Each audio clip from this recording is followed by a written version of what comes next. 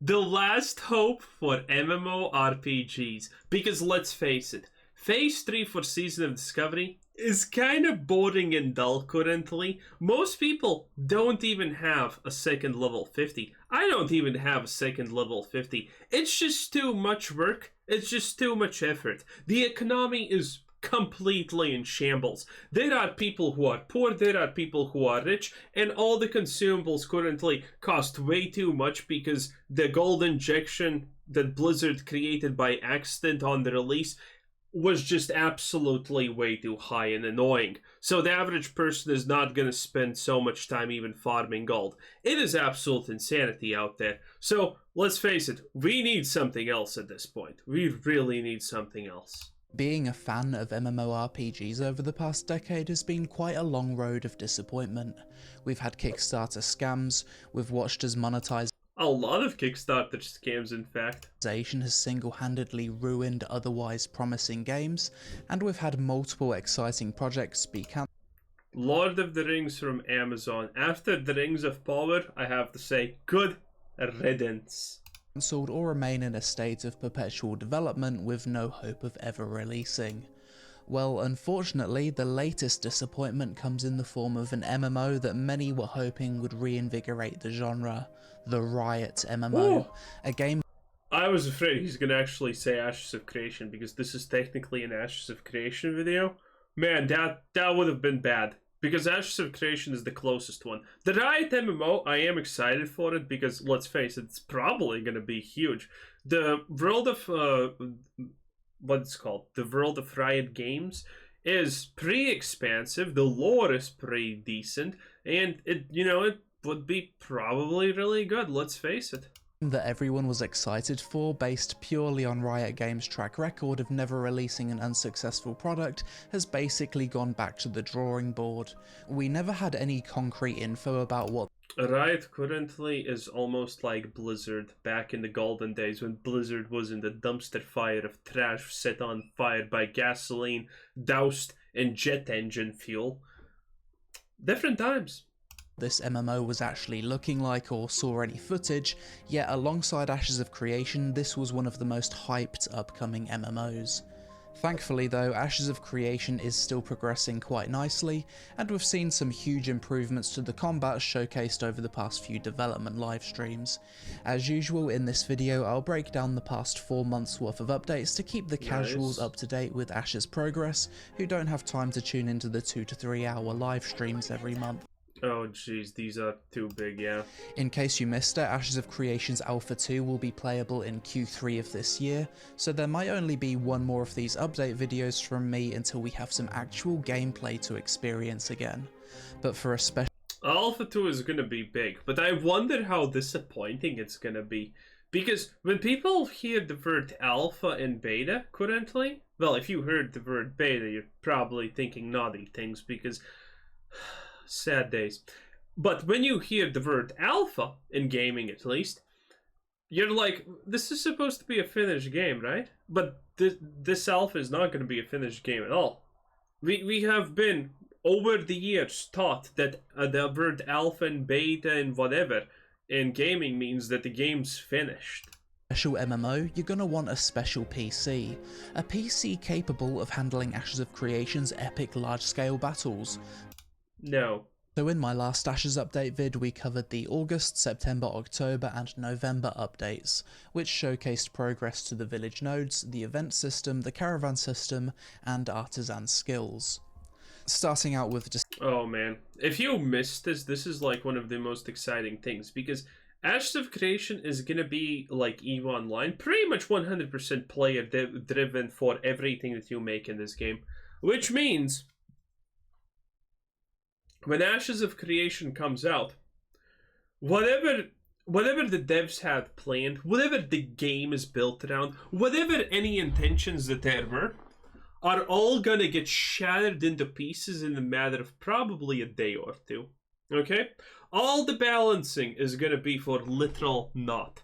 Because people are just gonna break this bad boy open like it's some kind of, nut or something. It's gonna be crazy. Okay? Every system is gonna be broken. It's gonna be an absolute festival. Okay? Eve, this doesn't happen because, well, there's not millions of players playing in Eve. It's, a couple of thousand people playing in Eve. But in Ashes of Creation, oh, it's gonna be big, boys. And people are gonna destroy everything here. It's gonna be amazing. Dates, which showcased progress to the village nodes, the event system, the caravan system, and artisan skills. Starting out with December's livestream, which takes place in a winter-themed Riverlands. The focus here was the updated Ranger combat, which has come a long way. As you can see, we've got 2 full hotbars of abilities, which shows that class design is well on its way to being ready for Alpha 2. To keep this as concise as possible, I'll start by showing each ability along with its tooltip so you can just see what it does rather than rambling. First up, we have Snipe, a solid opener ability. Okay. Next, the weapon basic attacks. Barrage. Wow. Headshot, which is a ranged execute ability that has cooldown reduction applied to it if the target is marked. Wow. Mark of the Bear. Mark of the Raven. Wow. Mark of the Tiger. Next, we're given an overview of the Hunt abilities, which are basically ranger self buffs, starting with Hunt of the Bear, Hunt of the Raven, and Hunt of the Tiger.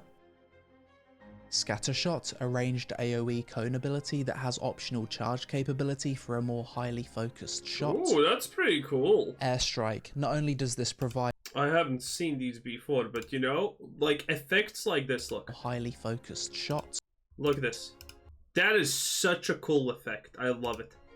Airstrike, not only does this provide AoE crowd control and damage, but the mobility and animation on this one is amazing. Additionally, it can also be used to traverse gaps and verticality, easily my favourite ranged ability showcased so far. Next, Thundering Shot. Okay. Lightning Cool. Reload, which is a self buff that allows you to use select abilities with no cooldown.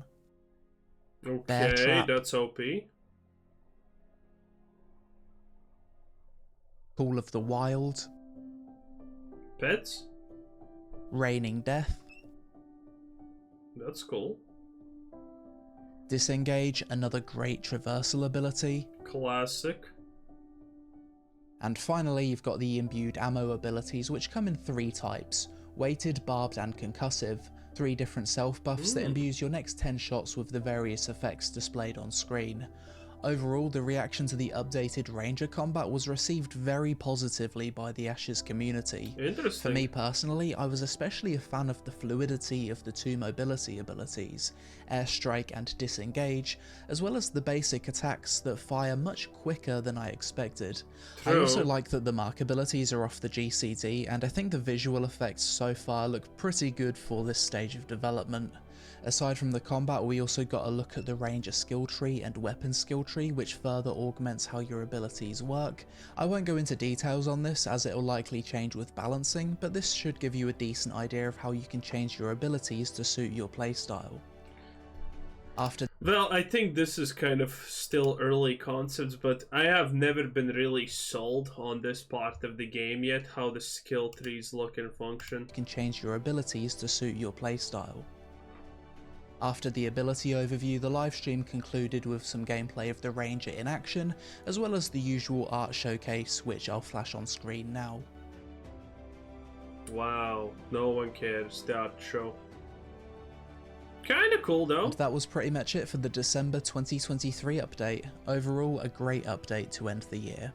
2024 started off with an absolute banger of a development livestream that showcased Ashes of Creation's Caravan PvP system. Starting out, Steven has his raid group make their way to a viewpoint where they lay in wait, ready to ambush. Oh yeah, this is completely busted. They're all invis, and they all can just, insta one-shot a couple of people. That's so A crazy. passing caravan protected by another raid group. The caravan approached, then battle ensues. Oh my god. Oh, it's bloodshed. This is our loot. Don't let them get away! Once the players are slain, the raid then turn their focus towards damaging the caravan, which visibly gets destroyed, catches fire, and the crates of loot carried by the caravan are then scattered around the area. A victory icon then pops up on the UI and instructs the raid to pillage their loot. At this point, you're able to see that the type of contents in the crates is displayed with an icon on top of the crate. Some crates contain commodities, some contain materials. Stephen approaches a green marked crate, presses E, and is able to open the crate to loot stolen commodities. These are basically certificates that can be sold to black market vendors for gold. The second type of lootable crate is material, in this instance rubies. Due to the sheer amount of loot though, this is too much for the raid to carry. Additionally, if you manually loot the crates, you get much less money for turning them in compared to if you deliver them via your own caravan. So Stephen opens his inventory, clicks on the caravan item, and this begins a countdown for a caravan to be summoned. The length of time you need to wait for this summoning depends on the distance between you and the node your caravan is stored at. Next, the group need to wait around the summoning flag and defend it from attackers. Eventually the caravan arrives, we mount up, approach the cargo, and there's a button appear on the caravan hotbar called Collect Cargo.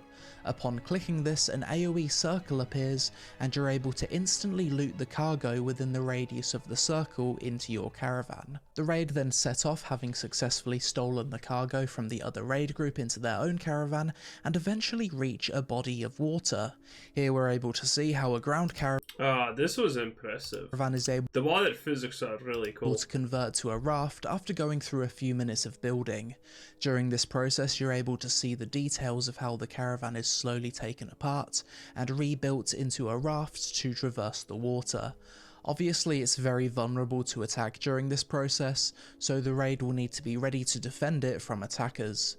Stephen's group repels the attackers, defending the caravan successfully converts into a raft, and we're able to see it slide down the ramp and splash as it's deployed into the water. Really nice attention to detail.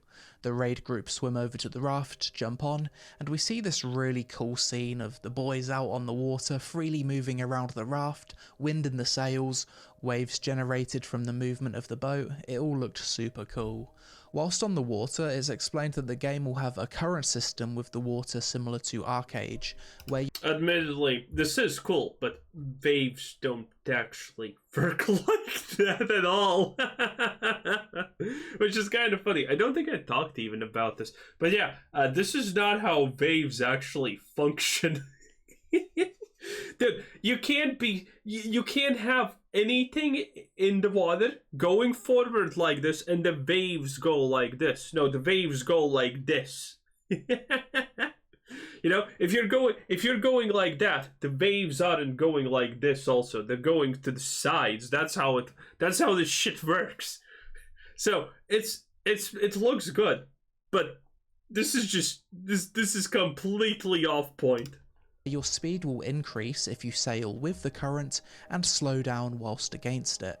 If you do nothing, the current will slowly move you along on its own. Current strength will be different depending on the river. Okay, this is more believable. This is actually more believable. But the after wave that comes is not, it's not real.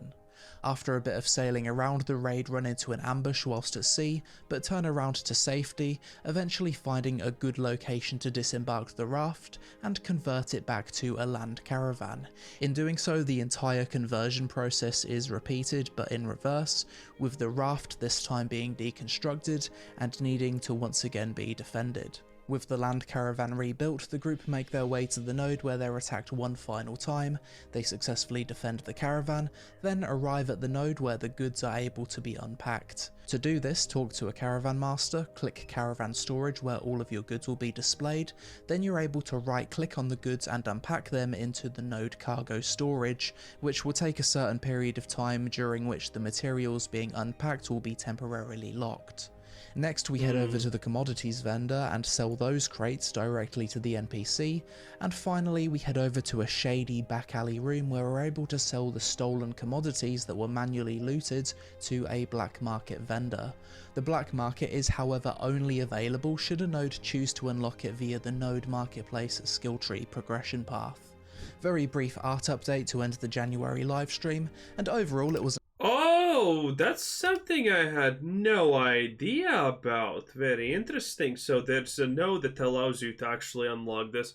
So effectively you're telling me that no one is ever gonna unlock the black marketplace, because why the hell would you actually do that? That's stupid. You're just promoting people stealing resources from different locations. That's dumb. So, what's the counterplay? What's the counterplay here? Because why would people unlock the black market auction house? You can completely get rid of ambushers if you don't unlock this thing. Huh. Well, I guess the human nature part is going to just kick in and people are going to be, well, no one else is unlocking this, so I will unlock this. Whoa. There's probably some benefit to it, but, you know, still. Path. Very brief art update to end the January livestream, and overall it was an update that was received pretty well, although there was a lot of concerns from the community regarding there seemingly not being a whole lot of risk to attacking caravans on the side of the attackers, which sparked quite a bit of debate. We don't have time to get into this in this video, but overall another great showcase where I was particularly impressed with the attention to detail when it came to the animation of converting the caravan to a raft. February's development livestream was an interesting one as it was focused around commissions and gave us a good idea of what day-to-day solo-oriented gameplay would look like in Ashes of Creation. Starting out, Steven's piloting a mage and Probably not good, because this game is not really designed for solo play. heads over to the node commission board. At first glance this reminded me a lot of New World's town board missions, except with the addition of varying rarity levels for missions, and that's pretty much what they are. Solo content that funnels players into other content and contribute to the progress of story arcs, taking you to areas where events are triggered, and also pick up side quests along the way. We take 2 commissions with objectives relatively close to each other, and along the way are beckoned over by a Minotaur, which after some dialogue offers us a side quest to talk to his brother. Find the brother, who then gives us another side quest to kill other Minotaur, and after killing a few an event is spawned where the Minotaur leader is summoned, which also results in a change of the weather to a storm. The storm features weather hazards in the form of lightning bolts, which damage mobs and, as we find out later, can basically one-shot you. Something I found a bit off during this gameplay was how the rain changes direction based on your movement of the camera. It just didn't look good. Oh yeah, people complain about this a lot. I think it has already been changed at this point, but it is a funny thing, okay? So, if you're going in that direction, the rain changes direction. The way that you move, the rain changes, so if you do this with A and D, you're gonna completely glitch out the rain, which is hilarious. Good at times. The next 20 minutes is basically just doing various types of quests in the form of commissions, side quests and events. Personally, I found this livestream quite hard to watch as Steven's piloting of the mage didn't make the class look very appealing to play. Yeah, not a lot looks good. Also, their numbers are all fudged, I believe, because I think a great example of this is the Ranger, you know, at the start where we saw him use different abilities. Auto attacks deal the same amount of damage as an execute ability. Like, what the fuck do you mean? Everything seems to deal the exact same amount of damage, which is really, really, really, really bad, honestly. Completing some objectives and arriving at a viewpoint, the gameplay section of this livestream ends with the node leveling up, and the beginning of a new story arc which brings with it changes to the area. As usual, a quick look at the art update. Boo. This one was kinda mid.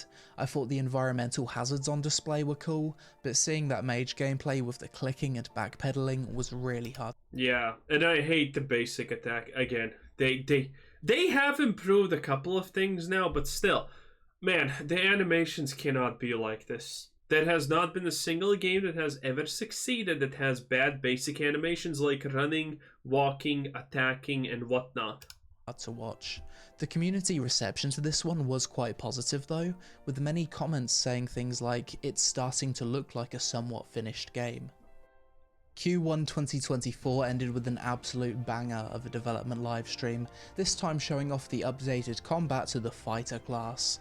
Similar to what we did with the ranger, I'll just show off each individual ability with the tooltip info on screen. A couple of things here still seem really awkward. To keep things concise. Starting out, we're actually seeing the male orc race in-game for the first time. We get a quick look at the skill tree, a short explanation of the momentum system, which is essentially rage, if you're familiar with the warrior from World of Warcraft, with some abilities generating momentum and others spending it, starting off with the first ability, Blitz, which is basically your standard warrior charge ability, except this one seems extremely strong in that you can jump and charge vertically to get on top of high ground. Next, Brutal Cleave, which is an AoE cleave ability and momentum builder which shares a cooldown with Overpower. Overpower is basically the single target counterpart to Cleave. Yeah, that looks bad, yeah. Maim, which is probably my favourite warrior ability, which can be augmented via the skill tree to either be a frontal cone or range shockwave attack. Battle Cry. Wow. Wowie woo-wah! Whirlwind. Cataclysm, another super impactful big damage AoE. Rupture, this one reminds me of Bloodseeker's ult from Dota. I do not like this, by the way. It looks so cheap, because this is already sharing an animation with Mime, whatever. Rupture, this one reminds me of Bloodseeker's ult from Dota 2. Yeah, because it is. Crippling Blow, basically hamstring from WoW. Lethal Blow, your execute ability. Something interesting with this, however, is that you can spec it so that 50% of your overkill damage is returned to you as health and mana. Blood Fusion, an off GCD leech buff. Wow. Lunging Assault. Some Leap of these Strike, things are basically okay. Heroic Leap on steroids. This can But some of these need so much work. also be used to traverse verticality and gaps. Next, we've got three different forms which are basically stances: form of ferocity, form of celerity, and form of fluidity. LOL. Next, we've got exert, which basically combines the effects of each of your forms into a big spender, where for 5 seconds or so you'll be unstoppable. This also acts as a CC break.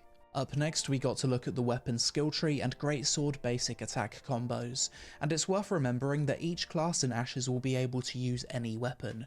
You could play as a greatsword wielding mage, for example. It basically just changes your weapon basic attack, and each That would be kind of cool, because, well, Guild Wars 2 did that with the Mesmer.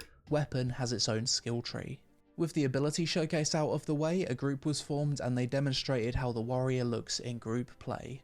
During this section, I noticed that you seem to loot mobs individually in Ashes, which looks a bit clunky. Personally, I think it would be much better if they just added the AoE loot option along with auto loot, exactly how it works in World of Warcraft. If it's not broken, don't fix it. During this section, we also got to look at some destructible environments. That's kind of cool. And eventually they kill a boss, complete some objectives, and that was pretty much it for the gameplay section of this live stream. Overall, I really like the direction they're going with the fighter class, and it's looking like a strong contender for my main at release. The only real critique I have It does look better, that he does have a point there, though. is that some of the abilities look like they're skipping frames, so perhaps some improvements to the animations, but other than that, the Oh yeah, one thing that you can't actually tell currently, but it was very noticeable in the single ability showcase is Whirlwind. Watch. overall, I really like the direction they're going with the fighter. Yeah, look at that. When you click Whirlwind, he doesn't Whirlwind. He's like, "Ooh," and then he starts doing it, which is extremely bad. You cannot have delayed skills. Unless they're specifically aimed skills, you cannot have such a thing as delay on skills. When I press that whirlwind button, motherfucker should already be spinning because it's reading my brain impulses and predicting the future, okay? That's how shot this should be. But instead they added a delay for some reason. The class, and it's looking like a strong contender for my main at release. The only real critique I have is that some of the abilities look like they're skipping frames, so perhaps some improvements to the animations, but other than that, the combat showcased here actually looked really good. Here's the usual art update. Wow.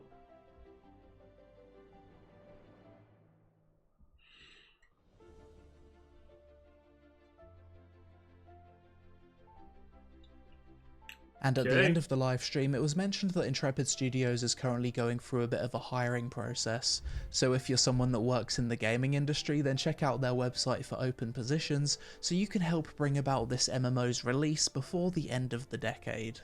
To summarise my thoughts on all of these updates, it's a night and day difference with how Ashes is looking now compared to Alpha 1. True. The game is starting to look very playable now, and I'm even starting to think that the combat is looking decent, with a bit they're kind of going in the right direction with the combat, but I wouldn't go that far to say the combat looks decent, okay? I would not go that far. Anyway, that was Lazy Peon.